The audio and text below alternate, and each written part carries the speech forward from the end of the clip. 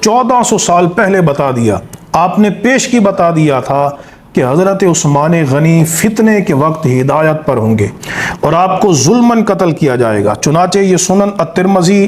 کی کتاب المناقب میرے ہاتھ میں موجود ہے، اس کی حدیث نمبر 3704 ہے کہ حضرت مرہ بن کعب بیان کرتے ہیں کہ رسول اللہ صلی اللہ تعالیٰ علیہ وسلم نے فتنوں کا ذکر کیا۔ جب فتنوں کا ذکر کیا تو فمر رجل، تو ایک آدمی گزرا جس نے اپنے اوپر کپڑا کیا ہوا تھا، تو سرکار نے اشارہ کر کے فرمایا ھذا یومئذ علی الہدی،